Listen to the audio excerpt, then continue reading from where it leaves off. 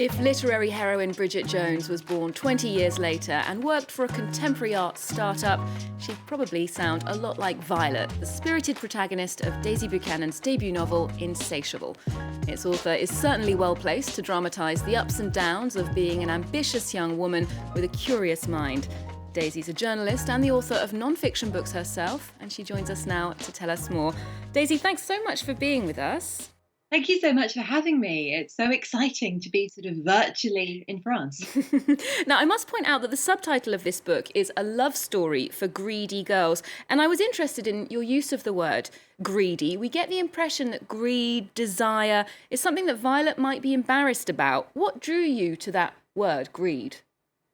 I really wanted to reclaim it. And while the book is an invention, a lot of the emotions and those kinds of experiences Violet has are very close to home. And I've experienced with I've lived through disordered eating and all of my desires and appetites. And I think it's a universal issue for women that so often we're told that we're not really allowed to want anything or to ask for anything. And exploring your urges is greed. And I wanted to sort of take greed and make that a word that we can own and be proud of again. Now, in the novel, Violet meets an older couple and she's initiated into their Friday night gatherings, which turn out to be quite risque. Her appetite for sex is definitely a key feature of this book.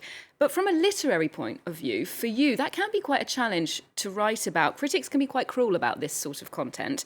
Were you apprehensive about it? I really was, and I could only write it by pretending to myself that no one was ever going to read it. I mean, the flip side of it is I love a risque book.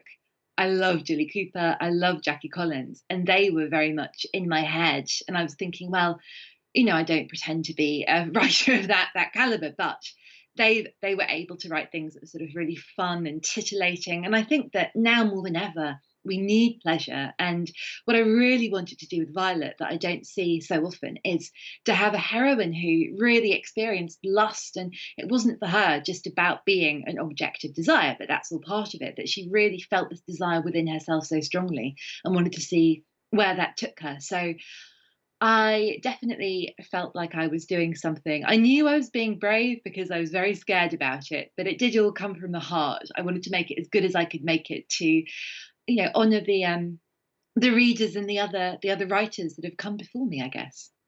Now, as you point out, when it comes to discussing sex, there is perhaps a more open conversation in the media these days, but there are some taboos or grey areas. For more on those issues, we spoke to Gabrielle Pedriani, who works in sex tech, and she gave us some insight into what she thinks is missing from the debate. It's no secret that most of our sexual education for young people is extremely lacking. They oftentimes don't learn anything about sexual pleasure.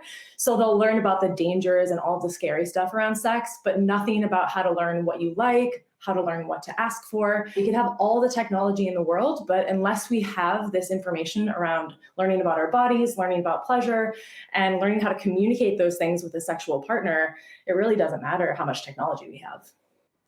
Now, what do you think about that, Daisy? Do you agree? And what was the climate like when you were growing up? It's interesting. I grew up in quite a strict religious family, and there was a very much sort of at home. Sex isn't something we talk about, and it certainly isn't something that nice people ever think about doing. And yeah, I guess in the 90s, as Gabriella said, there was that focus on all the risks, all of the things that might go wrong, all of the things that could make you very vulnerable.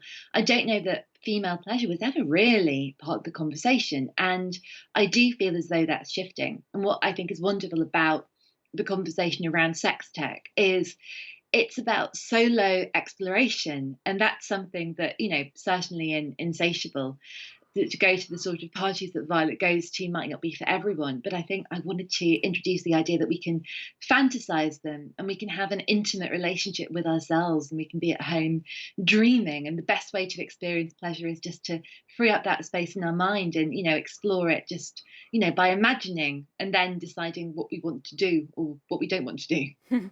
Now, in recent years, the metoo movement has opened up more complex questions of consent, power dynamics, and coercion.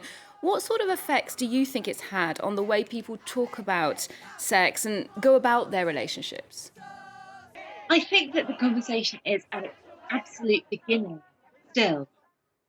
And I'm really hoping that, while sort of the dust is still flying through the air, we're still working everything out. And I do think it's going to lead to good change and positive change. But, when I was writing the book, I was sort of consciously offline and trying to write something else. And so when I know that the Me Too movement, the activist, I think, Tarani Burke, had been talking about that and bringing that up. It wasn't necessarily about celebrities or actresses in Hollywood, but they also meant that, what was going on in 2017, everything was so sort of listened to. I think that not being on Twitter, seeing that unfold, allowed me to sort of access some headspace to really, think and to respond rather than react. And I think that the key is that we just need to be really compassionate, and we all need to keep listening to each other, and we need to make sure that no one is shouted down before they have a chance to speak. I think that happens so much with women, especially. But I really hope this is the beginning of a new age and a new reckoning, and a time when, people, women especially, can seek pleasure fearlessly, because I think so often that's been so hard when it comes to the conversation about women and desire. That how do you talk about what you want and how you want it if you know that it's a way that you're vulnerable? Now, looking back at your career, your second book, The Sisterhood, a love letter to the women who've shaped me, you wrote that about your relationship with your sisters. And I wondered what the best advice was that they gave you as girls and then women. What I tried to put across in that book is that we're full biological sisters. We have the same parents, and we're so different. And there are certain ways in which we're so similar. But I just think, gosh, I love these women with all my heart.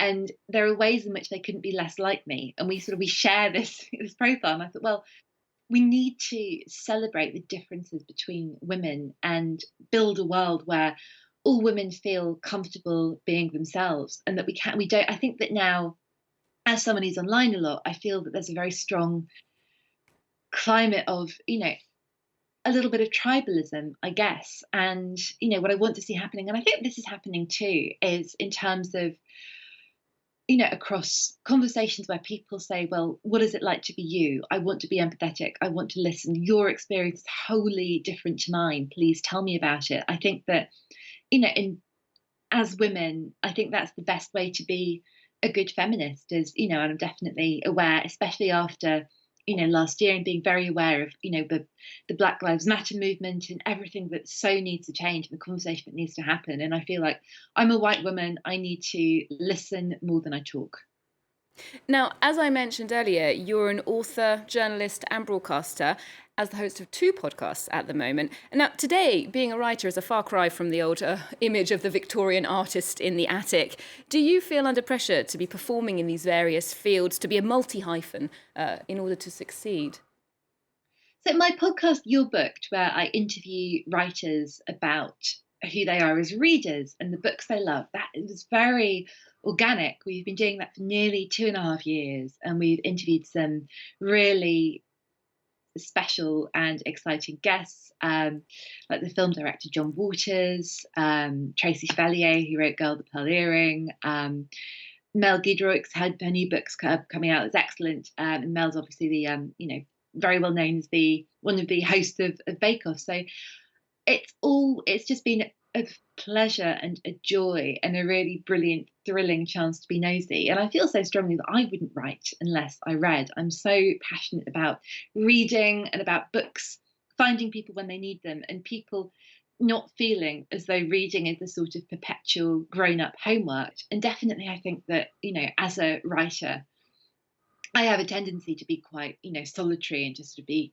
I hate to admit it, but sometimes in my pajamas, the curtains drawn, but like, don't talk to me. And so having these conversations really forces me to stop taking myself too seriously. And again, it's all about listening as much as, or more than, I speak. Finally, we asked you for something on your cultural radar at the moment, and you named a film that's been sweeping the board at award ceremonies this year. It's called Promising Young Woman, directed by Emerald Fennell. Tell us what you loved about this film. Oh, this film is exhilarating, and it's such a glorious contradiction in terms. I was very, very lucky to see an early screener. Aesthetically, it's a sort of lush, dreamy, very Californian feeling film. Carey Mulligan is wonderful in it. So the premise is that She plays a woman, Cassie, who has lost her best friend under tragic circumstances. Cassie is out for revenge, and Cassie goes out to bars, pretends to be very drunk, sees which creepy guys try to pick her up, and then at the last minute does a switch and reveals that she is sober and they are a creep. A lot of the time, my heart was in my mouth. I didn't know what was coming, but it's just such a beautiful, beautiful film to look at as well. I love the dreaminess of it. It will stay with me forever. It sounds intriguing, and we're definitely excited to see it. Thank you so much for the tip, Daisy Buchanan, and thank you also for telling us about your book, Insatiable. We'll leave you with a clip of Promising Young Woman, and do remember to check out our website for more arts and culture. We're also on social media. There's more news coming up on France 24 just after this. What are you gonna do? I don't know. Why do you guys have to ruin everything?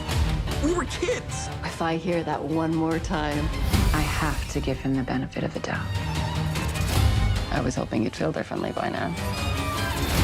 It's every guy's worst nightmare getting accused like that. Can you guess what every woman's worst nightmare is? I wanted to be a doctor my whole life. Lately, I've been feeling like I might want to get back into it.